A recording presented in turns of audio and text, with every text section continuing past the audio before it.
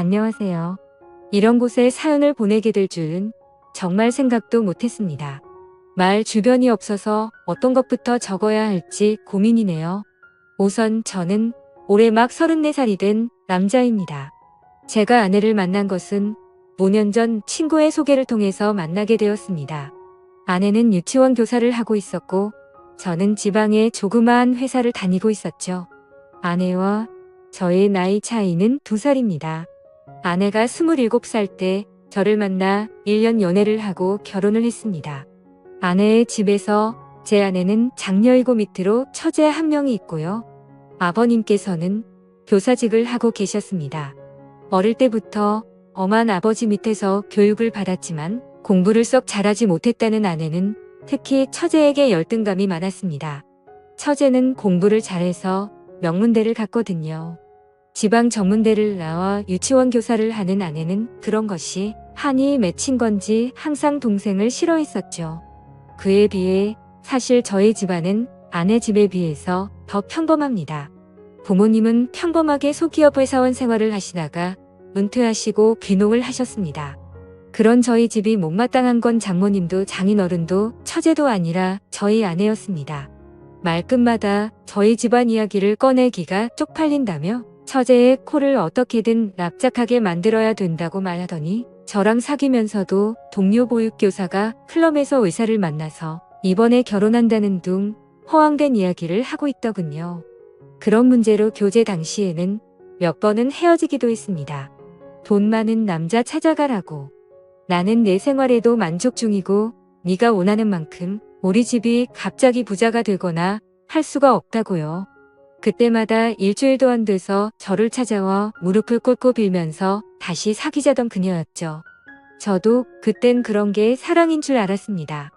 헤어지고 나면 허무한 감정을 이기지 못해 이젠 싸우고 헤어지면 다시 일주일 만에 만나는 게 정상인 것처럼 헤어진 것을 헤어진 거라 받아들이지 않게 되었던 거죠.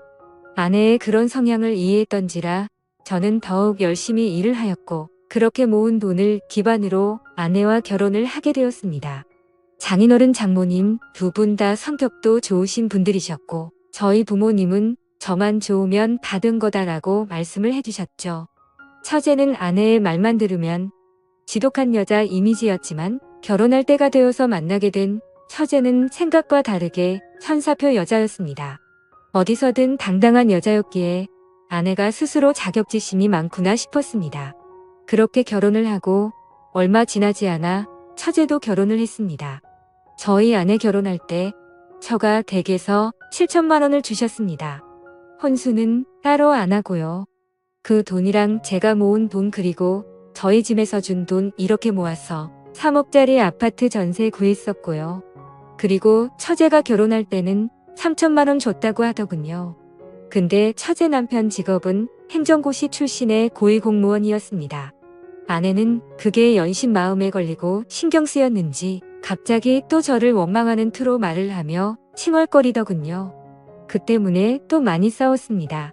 이처럼 장인어른과 장모님도 더 잘난 처제보다 모자란 아내에게 더 많은 관심을 가지고 차별 대우도 하시고 있는데 아내는 항상 처제에 대한 미움과 부모님이 조금이라도 자기에게 소홀하다 싶으면 그걸로 아주 난리를 치더군요.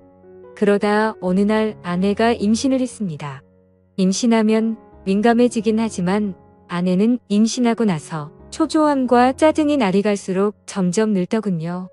나중에서야 왜 그랬는지 알게 되었지만 그때는 그저 내 아이를 임신한 아내를 보며 책임감을 느끼면서 어떻게든 아내의 기분을 맞춰주려고 했고 아내가 원하는 음식이나 모든 걸 다 해주기 위해서 최선을 다했습니다. 저희 집에서도 아내의 임신 소식에 기뻐하시며 반찬들이나 며느리가 좋아하는 음식 해먹으라고 용돈도 많이 주시고 있어요. 그렇게 저는 노예같이 아내를 모시면서 아내의 임신 기간을 함께했고 기다림 끝에 저희는 소중한 아들을 얻게 되었습니다. 그렇게 출산하고 4달이 지나고 나서 아내는 심심하면 친정집에 내려가더군요. 갓난 아이를 보기가 힘이 든다면서요. 이제는 돈벌이도 제가 외벌이로 바뀌었던지라 경제적 부담도 많이 느꼈지만 저도 최대한 일을 마치면 일찍 집에 들어가 아내를 위해서 아기도 돌봐주고 했거든요. 그래도 아내는 몸이 힘들다며 한 번씩 내려가던 게 이젠 거의 매주말마다 내려갔습니다. 한 번, 두 번이야 저도 따라가고 했지만 어느새부터인가 아내가 내려가서 자신은 고향 친구들도 보고 싶고 있어 제가 따라오면 부담이 된다고 말하면서 혼자서 다녀온다고 말을 하더라고요. 그때부터 전 아내의 태도에서 뭔가 이상함을 느꼈습니다. 그러던 중 주말이 되자 한사코 저보고 따라오지 말라며 혼자서 처가를 내려가더군요. 그래서 집에 잘 도착한 건지 걱정이 되어서 아내에게 전화를 걸었더니 받지 않았고 장모님께 전화를 하니까 아이만 맡겨두고 친구랑 놀러 간다며 말하고 바로 나갔다고 하더군요. 그래서 장모님께 솔직히 말씀 좀 부탁드린다고 요즘 아내 이상한 점이 없냐고 하니 장모님이 머뭇거리시더니 사실 아내가 육아로 스트레스를 너무 많이 받았는지 내려올 때마다 이렇게 친구들이랑 놀고 온다고 하더군요. 저는 컴퓨터로 아내가 깔아둔 핸드폰 분실 추적 기록을 따라서 아내가 어디 있는지를 찾아봤더니 위치가 그 동네 번화가로 나오더군요. 그래서 짜증이 확 나서 아내에게 계속해서 전화를 하였고 받을 때까지 연속적으로 전화를 했습니다. 근데 전화를 받자마자 아내는 짜증을 내더라고요. 친정집에 와서 좀 쉬지도 못하냐고 버럭 소리를 지르면서 화를 내더니 전화를 끊더군요. 그때 당시에도 아내의 핸드폰은 여전히 번화가였고 클럽의 위치를 가리키고 있었습니다. 그날 몇 시간 동안 계속 아내의 휴대폰을 확인했지만 새벽이 다 되어서도 그곳에서 나오질 않더군요. 결국 그 시간에 택시를 타고 아내가 있는 곳까지 갔더니 역시나 클럽이었습니다. 클럽에 들어갔더니 아내가 남자들 여자들 무리와 한 곳에 섞여서 놀고 있더군요.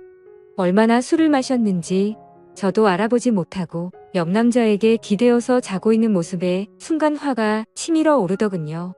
제가 성질을 내자 남자들이 누구냐며 저에게 시비를 걸길래 이 여자 남편이라니까 이 여자 유부녀였냐고 하면서 화를 내고는 가버리고 아내 친구들도 짜증난다며 그 남자들이랑 같이 나가버리더군요. 시간이 조금 지나자 아내는 술이 좀 깼는지 그때서야 저를 알아보며 여긴 왜 왔냐며 오히려 화를 내더군요. 여기가 너가 말하는 집이냐고 장난치냐고 하니까 친구들끼리 놀다 보면 올 수도 있지 이걸 뭐 스토커처럼 이렇게 찾아와서 분위기만 다 조진다는 말에 화가 나서 어깨를 끌어당겨서 일으켜 세웠습니다. 그랬더니 경찰을 불러서 제가 폭행했다고 하더군요. 결국 장모님이랑 장인어른 다 오시고 아내 다 일러서 그건 별일 없이 넘어갔는데 아내는 끝까지 지가 잘했다는 듯이 집에 와서도 장인장모 앞에서 고개를 빳빳하게 들고 한번 눈 꺼가지고 이렇게 폭력적인 인간이랑 못 지낸다고 이혼할 거라고 큰소리 치더군요. 그래서 저도 그 자리에서 화가 나서 넌 나랑 실례라는 걸 깨버린 거라고 나한테 거짓말하고 클럽이나 다니는 년을 내가 뭘 믿고 아내로 믿냐고 했습니다. 술은 떡이 되어서 다른 남자랑 모텔 갔을지 내가 어떻게 아냐니까. 네가 봤니? 네가 하면서 손가락으로 삿대질을 하더군요. 장인은 저한테 너무 흥분한 것 같고 미안하다고. 일단 집에 가 있으면 딸을 잘 타일러 보겠다고 하더군요. 저는 너무 화가 났지만 밤이 늦어서 꼭 참고 집에 돌아왔습니다. 그 후 이 상황이 너무 답답해서 동창들에게 이야기를 했더니 제일 친한 친구가 저한테 정말 생각하기 싫은 일이지만 친자가 맞는지 확인을 해보라고 하더군요. 저는 그 말에 며칠을 고민했습니다. 근데 그 제안에 심어진 의심이 떨쳐지지 않고 혹시 설마라는 생각들이 계속해서 커져가서 저도 미쳐버릴 것 같더군요. 결국 아들의 친자 확인을 의뢰했고 저는 검사 결과를 받자마자 처가 댁으로 달려갔습니다. 그리고 도저히 참지 못하고 장모님 앞에서 아내에게 욕을 갈겨버렸습니다. 아내가 경찰 부르라며 난리치길래 바로 얼굴에다가 검사 결과가 담긴 종이봉투를 던지며 말했습니다. 이 더러운 인간아. 지금 우는 아들이 내 아들도 아니고 넌 바람펴서 남의 아들 임신하고 나한테 그 유세를 그렇게 했던 거였냐고 했더니 안색이 갑자기 확 변하더군요. 그러더니 이내 네 아들 맞다고 계속 우기더군요. 검사 결과는 보고 말하라고 했더니 그때서야 아무 말도 못하더군요. 임신 초기에 임신 소식 듣고도 기뻐하기보다 우울해하고 초조해했던 게 바로 이것 때문이었던 겁니다. 차후에 들어보니 친구들이랑 클럽 가서 처음 만난 남자랑 실수를 했는데 그 뒤에 임신이 되었고 제 아이인지 그놈 아이인지 헷갈렸다고 하더군요. 근데 한번 바람 폈던 인간이 어디 가겠습니까? 몸 좀 추스려지니 다시 주말마다 내려가서 애 맡기고 클럽 가서 남자들이랑 놀아 제낀 거죠. 혼인 취소 소송도 알아봤지만 이 더러운 인간이 결혼하고 나서 있었던 일이라 그런 사유도 안 된다고 하더군요. 그리고 결국 장인어른이랑 장모님 찾아와서 저한테 용서를 구하시며 원하는 대로 하겠다고 하시더군요. 아내녀는 끝내 저 무섭다며 안 찾아오더군요. 하지만 도저히 이 결혼 생활을 이어갈 수 없다고 장인어른과 장모님께 설명을 하였고 결국 합의 이혼을 하였습니다. 애도 돌려줬고 결혼 기간도 짧아서 남을 것도 없었고 아내의 위자료 대신해서 장인어른이 다 줬고요.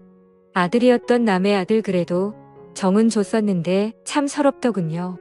웃긴 건 아내년도 그 남자 연락처도 몰라서 누구 아이인지도 모른다는데 그 말 들고 정말 한 번 더 기가 막히더군요. 결국 몇 년 지나서 소식 들었더니 애는 장인 장모 아이로 들여놓아서 두 분이서 키우고 있고 그 여자는 이 남자 저 남자 만나면서 산다고 하더군요. 참 대단한 여자입니다. 지금까지 제 사연 들어주셔서 감사합니다.